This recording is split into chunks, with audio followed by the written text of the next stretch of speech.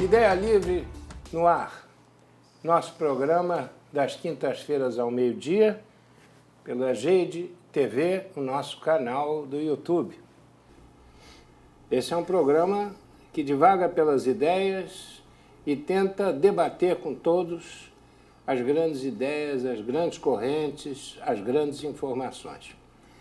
E hoje, para nossa alegria, nós temos aqui conosco um engenheiro de telecomunicações, instrutor, terapeuta floral, um homem que estuda astrologia desde 1990, é astrólogo militante, atende presencialmente e à distância, depois ele vai dar as suas indicações, é professor de astrologia. Inclusive, estamos em meio a um treinamento que ele está dando ao Jade, mas nós vamos falar disso adiante. Então, quero cumprimentar e agradecer muito a presença desse nosso companheiro, nosso caro irmão, grande astrólogo, o nosso Haroldo Mendonça.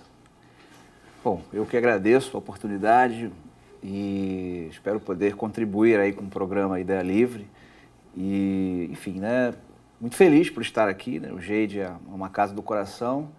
Que bom. E à disposição aí para as perguntas, espero ajudar no que for possível. Eu estava dizendo aqui para o Haroldo, um pouco antes da gente começar, só para descontrair, eu já ouvi tanta palestra sobre astrologia, que é um assunto que me interessa muito, aliás, esses assuntos todos nos interessam no Jade, e a pessoa que me falou com maior simplicidade de assuntos tão interessantes e profundos foi Haroldo Mendonça. Então, eu hoje estou realizando também uma alegria enorme que o nosso programa Ideia Livre nos enseja, que é trazermos o Haroldo. Então, eu preparei algumas perguntas muito, vamos dizer assim, diferentes, talvez heterodoxas, e que eu poderia trazer a você. Então, a primeira delas, meu caro Haroldo, astronomia, astrologia, horóscopo. O que são esses três elementos e quais são as diferenças específicas, porque dizem que a astronomia é mãe da astrologia, me parece que existem inversões. Eu queria que você me falasse disso, porque confunde muito a astrologia, a astronomia e o horóscopo. Sim, é uma pergunta bastante pertinente e importante a se fazer a diferenciação, né? Há muita confusão realmente em torno do assunto. A astronomia, ela se preocupa com o fenômeno em si, né? Com a mecânica celeste, com a origem do universo, com os corpos celestes e, enfim, né? A matemática que está por detrás disso, a física e tudo mais. Isso é a astronomia, né? Já a astrologia é a alma disso aí, né? A astrologia, ela, na verdade, que os astrônomos não torçam o nariz, me perdoem nessa hora, mas ela é a mãe da astronomia, né? E durante muito tempo, século XVII aproximadamente, não havia essa separação, né? A astronomia e a astrologia andavam de mãos dadas. Mas, infelizmente, a arrogância, o ser humano, enfim, nas suas pretensões de querer separar, né, certas coisas e, enfim, vou até falar disso um pouco mais adiante, a astrologia ela foi colocada à margem, né, e aí o que ficou foi a astronomia, de uma maneira geral. Mas, enfim, a astrologia ela já se preocupa com a influência, né, desses corpos celestes, dos astros, no nosso caso, né, especificamente, o nosso sistema solar e as estrelas, algumas delas, sobre a nossa vida, né, o nosso destino. Agora, há que se faz também um adendo aí, né? Quando a gente fala em influência, é importante frisar que astro não determina a vida de ninguém, né? Que os astros, eles somente sinalizam, né? Se a gente estudar a teoria da sincronicidade de Jung, que o senhor conhece muito bem como terapeuta, a gente sabe bem que, na verdade, os astros, eles estão sinalizando, né? Como sinais, placas na estrada, né? E o senhor conhece também muito bem aquela lei, uma daquelas 7 leis do Kybalion, né? A lei da correspondência, aquilo que está em cima é como que está embaixo. Né? Então a astrologia, ela é a alma disso tudo, e durante muito tempo a astronomia e a astrologia, elas andaram de mãos dadas. E já o horóscopo... porque tem gente que diz assim, não saio de casa hoje sem ver o meu horóscopo. E o horóscopo, aí, Haroldo? Balela. Desculpe, mas é historinha para boi dormir, né? Horóscopo, infelizmente, foi uma invenção para vender, né? E não tem nada a ver, né? Isso é mais um passatempo. E, infelizmente, né, senhor Horácio, essa ideia do horóscopo, ela acabou denegrindo a imagem da verdadeira astrologia, né? Às vezes me perguntam, né, quando eu falo que sou astrólogo, você faz horóscopo, né, e tal. O meu signo combina com o de fulano, de ciclano, essas coisas tem que, né, deixar claro que não é por aí, é preciso muito estudo do mapa natal, né, das pessoas envolvidas e tudo mais. Então, eu espero que tenha ficado claro, né, há uma diferença aí muito interessante. Agora, o que levou um engenheiro de telecomunicações a se dedicar e se aprofundar tanto nessa bela ciência que é a astrologia? Olha, de certa maneira, assim, eu acho que há uma relação aí, né? Vou falar um pouquinho de astrologuês. Sim. Né? Vamos dizer que é a nossa língua, né, dos astrólogos. Eu tenho Mercúrio na casa 10, em Sagitário, né, ele forma um sextil, que a gente chama que é um ângulo de 60 graus, com Urano, que rege tecnologia. Sempre gostei desse lado da tecnologia e eu fui fazer engenharia elétrica de telecom, né, com ênfase em telecom. Mas, falando pelo astrologuês também, né, esses 2 astros que eu tenho no meu mapa, formando um ângulo muito bom, que é Mercúrio e Urano, falando agora de Urano, também eles regem a astrologia. Por exemplo, Mercúrio é considerado o astro que rege a astrologia na astrologia tradicional, né? Na astrologia clássica é Mercúrio, e Urano na astrologia moderna. E os 2 no meu mapa estão muito bem colocados, né? Se relacionando muito bem no meu mapa. Mas, enfim, então o gosto sempre existiu, o interesse. Primeiro que Urano no meu mapa, continuando com o astrologuês, está na 8ª casa, que é uma casa de ocultismo, né? Uma casa que tem a ver com esses temas do oculto, do mistério. Então, desde muito novo, muito jovem, o livro dos espíritos, né, no caso, a codificação kardeciana, com 15, 14 anos, eu devorei aquilo ali, né, de uma maneira interessante. Mas a astrologia já estava na alma, né? Até que em 1990, um livro chamado Astrologia para Todos, que é o meu lema, a astrologia tem que ser para todos, né? Por isso, a ideia dos cursos e propagar esse conhecimento, eu despertei, na verdade a gente sabe, né, que esse conhecimento não é de hoje, e foi amor à primeira vista, né? Foi realmente um desencanto, um desenvolvimento, enfim, veio, né, com uma força muito grande. Eu comecei a estudar. Aí comprei o livro na manhã, num sebo desses lá ali do centro do Rio, daqui do Rio, e à noite estava fazendo mapa, até alta madrugada. E naquela época não tinha software, né? Era compasso, calculador, esquadro, e assim foi, entendeu, senhor Horácio? E amor mesmo, né? Paixão. Agora, como ascendente em peixes, né, tem esse lado também do interesse pelo que é, pelo místico, né, se bem que a astrologia a gente sempre prefere não estar relacionando muito com essa questão do místico, para não dar uma ideia de sobrenatural, né, de algo, enfim. Até costumo dizer para os nossos alunos, né, aqui do GEID, a astrologia não é uma ciência exata. Aí é que está, né? Como assim? Sim, nos cálculos, né, a gente tem um software que ajuda e tudo mais, mas aí na hora da síntese, na hora de interpretar o mapa, entra o peixes, entendeu? Entra como que se diz, a intuição também, né? Na verdade, junta tudo. Então, Sagitário com ascendente em peixes, né? Também foi muito favorável para isso. Então, as duas coisas acabaram contribuindo. A engenharia, né? Tem o lado da ciência, né? O científico, que também permeia tudo isso aí, né? E a gente sempre ouviu falar, em todos os lados, da importância da astrologia como um sinalizador. Sim. E você falava, e eu me lembro que uma vez alguém muito importante, numa palestra, disse algo interessante. Dizia que a astronomia era o corpo e a astrologia a alma. Como não existe corpo sem alma dentro da visão espiritualista, Faz claro, sentido.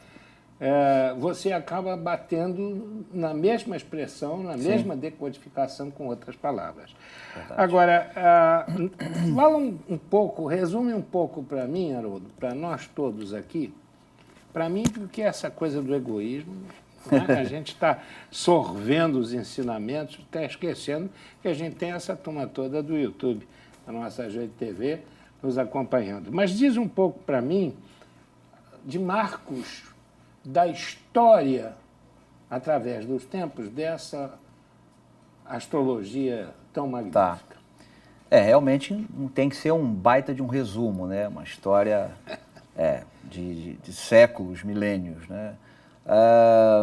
Bom, a gente sabe que desde que o mundo é mundo, né? O homem aqui procurou entender, né? E conhecer essas leis, por que o Sol tem aquela trajetória, a Lua, as fases, por que quando aparece aquela estrela ali no nascente, no leste, em determinado período do ano, a gente está numa época de ou calor, ou frio, enfim, né? Então, o homem sempre buscou, né? Então, a astrologia ela nasceu dessa observação, da curiosidade, da busca do saber, né? Do conhecimento. E, olha, a gente tem os primeiros registros, senhor Horácio, pelo menos 5.000 anos antes de Cristo, né? Meu pai. Porém, assim, registrado, assim, de fato, foram encontradas algumas dessas tabuletas, né, escrita cuneiforme, né, e tal, na antiga capital, antiga Assíria, Nínive, se não me engano, né, Nínive. Hoje nós temos no Museu Britânico 2.500 registros disso, né, de tabuletas, tabuinhas, né, com registros astrológicos, lá da época, né, 2.000 e 3.000 a.C., tá? A gente tem, né, registros no Antigo Egito, né, a civilização dos Sumérios, né, na Mesopotâmia também. E agora, enquanto, vamos chamar que doutrina, né, organizada, foi mais para os gregos, né? Aquela questão da ciência, né? A própria cultura helênica, enfim, tal. E eivado de filosofia também, muito, nas visões. Exatamente, muita filosofia. E agora, por exemplo, Cláudio Ptolomeu, né? Todo mundo acho que já ouviu falar. E interessante que ele não foi astrólogo, né? Ele foi uma espécie de codificador. Ele escreveu, né, o grande Tetrabiblos. Cláudio Ptolomeu, que nasceu, na verdade, não era grego, nasceu no Egito, mas viveu na Alexandria e escrevia em grego. Ele foi o grande, vamos dizer assim, codificador, né, da astrologia ocidental. E graças a ele a gente tem muitos dos registros né, da doutrina astrológica, né? Em Roma a gente tem Firmicus Maternus, se não me engano, né? Um nome assim, que escreveu também uma obra interessante, né? Depois, se não fossem pelos árabes, pouca gente sabe disso. Graças aos árabes, né, a gente teve um resgate, porque depois da destruição de Roma, aquela coisa toda, aquelas invasões, muita coisa foi se perdendo, né? E os árabes, eles resgataram muitas das obras, traduziram essas obras, né? E que depois poderam ser traduzidas também para o latim. E aí foi chegando, né, para a gente. Por exemplo, século IX depois de Cristo, Abu Mashar foi um grande astrólogo árabe, né? E quem estuda a astrologia medieval, a astrologia clássica, que eu amo e tenho estudado, vai se deparar com um grande conhecimento de Abu Mashar, né? São alguns pontos, né, da história que eu estou passando aqui, né? Interessante, pouca gente também, tem gente que não sabe, mas o próprio Newton, Isaac Newton, né, era astrólogo. Poderia, assim, não vamos dizer que é astrólogo de carteirinha, né? Ser um astrólogo de ofício da época. Isso. Tinha visão. Não, ele fazia mapas para, no começo, sustentar. Fazia os mapinhas lá e cobrava para se sustentar. Tem até uma história muito interessante, né, de Newton, que ele foi contemporâneo de Edmund Halley, né, o descobridor do planeta... Do cometa. Do cometa, perdão, né? E Halley não acreditava.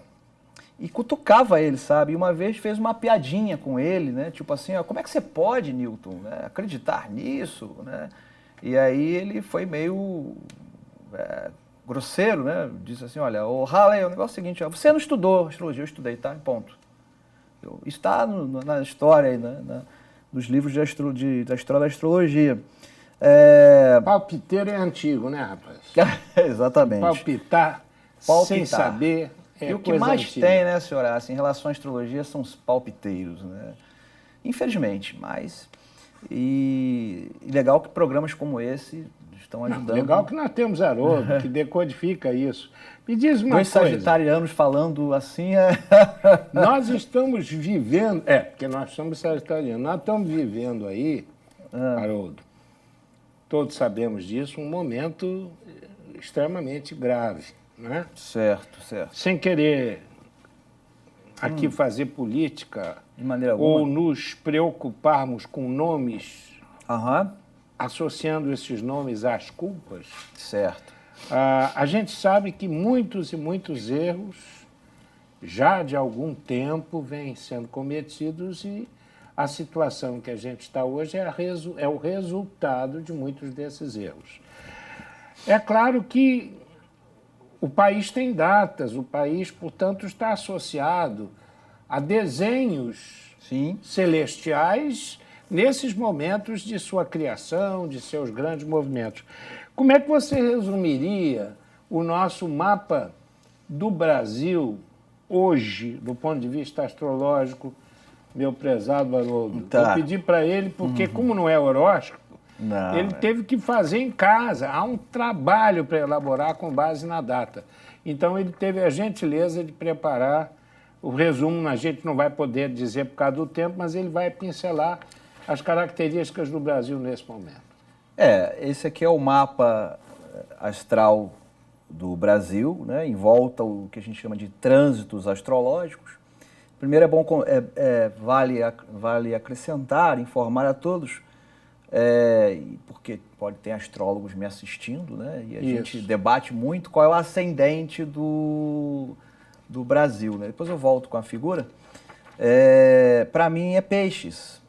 E existe uma controvérsia por causa da hora em que Dom Pedro teria soltado lá o grito, né? E para que todos saibam, o mapa de um país, de uma nação, é o da independência.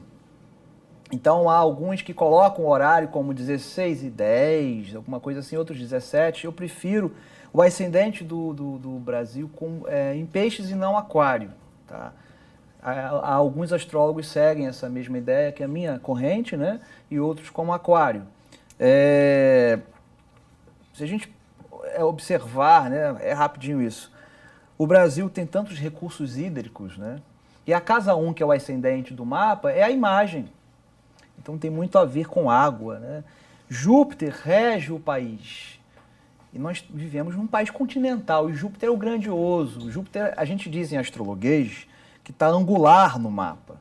Isso é muito forte. Então, para mim, o ascendente é peixes. O país tem o mapa, o Sol, perdão, em Virgem, né? E o que está acontecendo agora, realmente respondendo aí a sua pergunta? A gente está vivendo quando Saturno entrou em Sagitário, ele vem formando, vai formar mais ainda, né?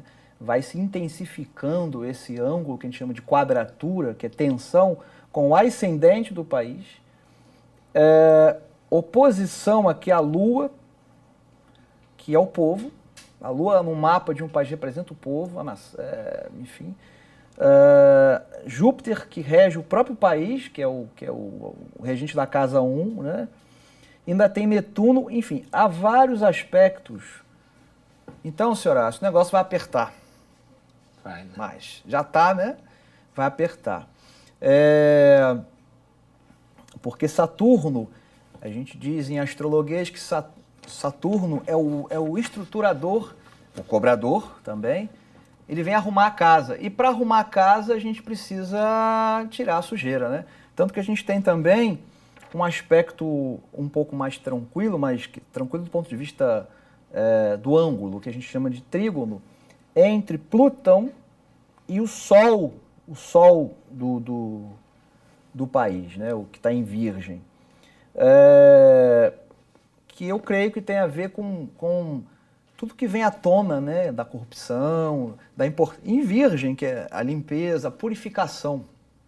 Só que Saturno vem corroborar, vem cobrar, e cá entre nós, quem são os responsáveis também pela corrupção, né? Somos nós também, né?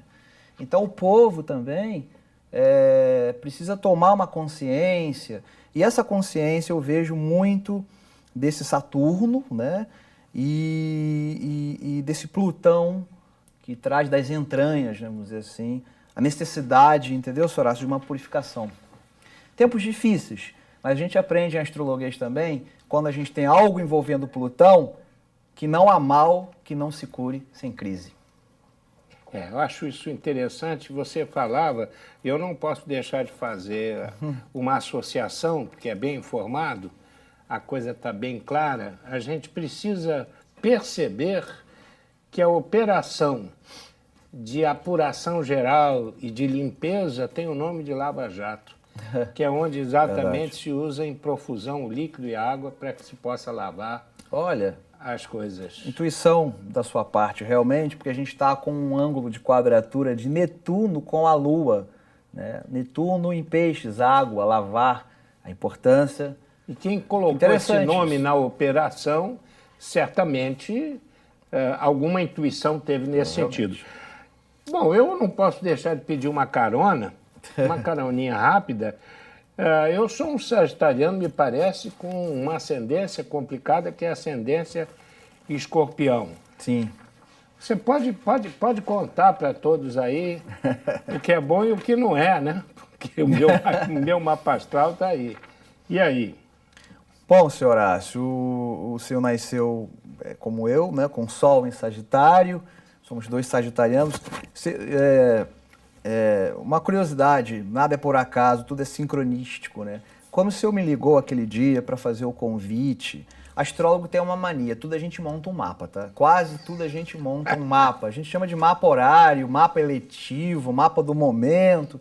E quando você me ligou pelo WhatsApp aquele dia, que foi, não estou com o mapa aqui, tem alguns dias, né? Foi por volta das 9h50 da manhã, eu fui lá no computador e joguei os dados, adivinha onde estava o ascendente da hora em que o senhor me ligou? Sagitário. Né? Para a gente tudo é muito sincronístico e isso reforça a importância desse momento que a gente está aqui agora falando de astrologia. Né? Bom, o senhor tem um ascendente em Escorpião, e a gente estava conversando antes, como isso é intenso e forte, né? Porque ascendente em Escorpião, mas o senhor tem um stellium, que é uma concentração de 4 astros em Escorpião. Quer dizer, 3 e mais um que a gente chama de, que é o Quiron, né? Mas esses 3, ó, Júpiter, Vênus, Mercúrio, estão todos em Escorpião. E, como o senhor sabe, Vênus retrógrado, né? A gente conversou muito sobre os retrógrados, e Mercúrio estacionado. Olha, essa é a marca do alquimista, tá? Daqueles que precisam transcender o seu trabalho, o pioneirismo aí com trabalho com Ramatiz também, né? O próprio Gide, está tudo relacionado a essa marca também, e também do sonho do Escorpião, né? Do grande sonhador, daquele que lança a flecha e vai adiante, que é o Escorpião. Muito trabalho, com Saturno na 10, em Leão. Né? E eu acredito que esse Saturno em Leão na 10 é que te levou, né, a ter muita garra e determinação para chegar onde chegou, né, com tudo que nós podemos ver, né, em relação ao jeito ao trabalho. E essa é a parte boa, né? Essa é a parte boa. Os retrógrados aqui, né, poderia falar mais, são, vamos dizer assim, o que precisa ser refeito, né? A gente fala em astrologia kármica que os retrógrados é algo que deixou a fazer lá atrás e que precisa ser refeito nesta vida. Né? Ou seja, eu estou em recuperação astrológica. Todos nós, né? Todos nós, né? Mas são 4, né? Inclusive o próprio podia ser um, né? Não podia ser um. E o próprio Saturno na casa 10, né? O Quiron, é interessante que o senhor tem Quiron aqui no ascendente, é a marca do terapeuta, né? Daqueles que vêm ajudar a curar as feridas alheias. Isso é muito bacana. A Lua em Aquário, olha só que interessante o que nós estamos fazendo agora, é algo aquariano, né, também, né, e inovador, né, e isso é Aquário, né. Então, o que mais eu posso dizer aqui? Que o mapa, ele é de alguém de personalidade forte, sonhador, batalhador, e que tem essa visão, né, do futuro, das ideias para frente, que que tem tudo a ver com a era de Aquário. Né? Então, isso tudo está mapeado aqui, né, está colocado no seu mapa natal. Né? Muito poderia ser dito ainda, né? E estou à disposição. Eu acho que, para que isso seja veiculado como está sendo no nosso canal GED-TV do YouTube, eu acho que é suficiente em se tratando de mim. Importante a gente pensar que o Brasil está sendo limpo de alguma forma e nós somos esponjas. Não é? Nós estamos aí tentando, de alguma forma, cada um ao seu jeito, trabalhar e participar. Estamos todos envolvidos. O nosso mapa tem a ver com o mapa também coletivo, né? Como é que... Essa é uma pergunta que me interessou mais em fazer. Meu caro Haroldo, como é que a astrologia deve ou deveria ajudar ou nortear o nosso dia? Muito boa pergunta. Muitos só veem a astrologia no que diz respeito a previsões. É claro que o aspecto, vamos dizer assim, que oracular, né, da astrologia, e ela nasceu, né, assim, na questão do oráculo, né, entre aspas, adivinhação, mas a astrologia é autoconhecimento, né? Nos ensina, nos ajuda a um autoencontro, é um espelho da alma, vamos dizer assim, né? A nos buscarmos e entendermos quem somos e apararmos as arestas do nosso ser. Então, a questão oracular, ela está aí. Mas eu diria que a astrologia nos ajuda muito a planejar. O meu trabalho é esse, né? Então a gente, com base em mapa natal, mapa de trânsito, revolução solar, progressões e outras técnicas, o que eu faço, né, e os astrólogos sérios, a gente ajuda a pessoa a se planejar. Porque, por exemplo, se eu sei que daqui a alguns meses eu vou ter Saturno transitando na minha casa 10, ele vai organizar minha casa 10 do mapa, que é a profissão. Mas também ele vai cobrar. É um exemplo que eu estou dando, né? Se Saturno é a bola da vez aqui agora, né? Se ele está na casa 7, como a gente diz, o bicho pode pegar no casamento, no relacionamento. Porque ele vem ali, ele vai ajustar, né? Ele é o cobrador e também o organizador, e vem organizar a casa astrológica onde ele está transitando. Então eu digo para as pessoas que me procuram, eu faço o mapa, olha, de tanto a tanto você vai estar vivenciando tal trânsito. Se a pessoa se planeja, prepara-se, enfim, ela não é pega de surpresa, né? E, claro, como eu falei, o autoconhecimento, né? A importância do autoconhecimento, o lado oracular da astrologia, e também a gente chama de astrologia eletiva. Por exemplo, a gente está vivendo agora dias de Mercúrio retrógrado. Né? E quando a gente está com Mercúrio retrógrado, né, a gente tem que tomar cuidado com algumas ações que envolvem o planeta Mercúrio, como contratos, assinar, compra e venda, que todos saibam disso, né? E tudo que envolve comunicação também pode atravancar e ter alguns problemas. Então, a astrologia, ela nos ajuda a entender o tempo. Ela é ciência do tempo também, né? A arte da gente poder entender esse mecanismo sutil, porém que nos toca de perto, né, a alma, para que a gente possa se planejar, né, e, enfim, tirar o melhor proveito desse cosmos, né, dessa maravilha aí que Papai do Céu nos legou. Eu diria, e você tá me convidando a belíssimas reflexões com os nossos caros espectadores, e uma delas é que talvez uma das respostas do porquê que eu desde sempre gostei de astrologia é porque talvez a astrologia seja, em princípio, para mim, a principal ideia livre. Sabe por quê? Enquanto você falava e orientava com um bom astrólogo, ela indica, ela preconiza, ela sugere, ela orienta, mas ela respeita absolutamente o teu livre-arbítrio. Ah, com certeza.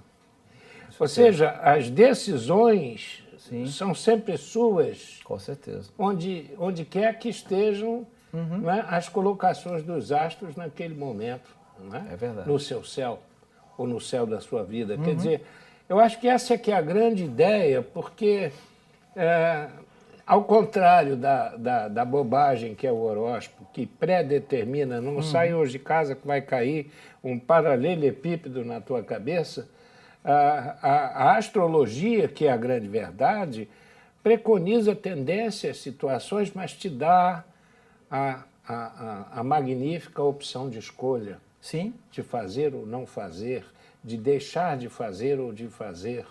Sim, a decisão final, a escolha, enfim, é sempre nossa. Sempre será orientada pela intuição. Exatamente. Pois é, gente, isso é um aprendizado que a gente vai repetir, porque só aqui no GED, no dia 4 de outubro, inicia-se o segundo módulo do curso de astrologia que o Haroldo está dando aqui no GED. Você pode escrever para nós, ideialivre@gede.org.br.